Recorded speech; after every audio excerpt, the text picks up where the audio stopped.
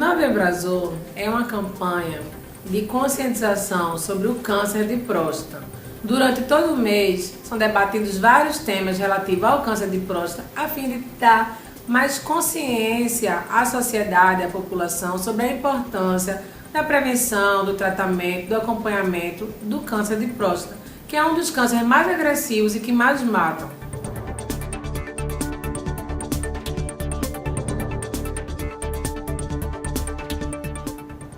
Existem vários tipos de tratamento para o câncer de próstata.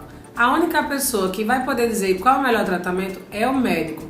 Todavia, o paciente, se ele não estiver achando que aquele médico está de fato correspondendo, ele pode procurar outros médicos da mesma forma. Ele pode acessar a justiça de várias formas. Ele pode ir no Ministério Público, ele pode ir na Defensoria, ele pode contratar um advogado, ele pode até mesmo entrar sozinho num juizado especial civil, de acordo com o valor do medicamento. Há uma diferença entre o juizado e a justiça de acordo com o valor da causa.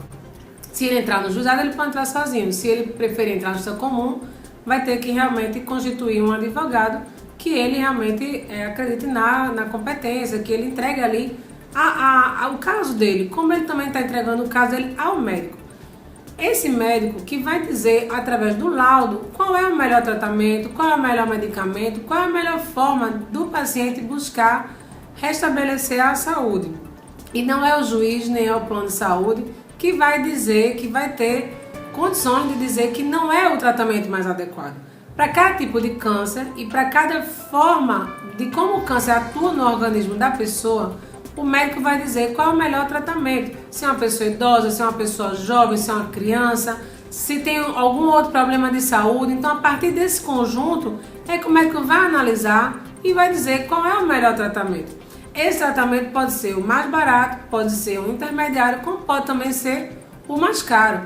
Normalmente, os planos de saúde ou a Secretaria de Saúde vão querer dar um tratamento mais barato, um tratamento que não seja tão dispendioso. Mas não são eles os órgãos que são capazes de dizer qual é o melhor tratamento. Como dito, o médico é quem vai dizer isso.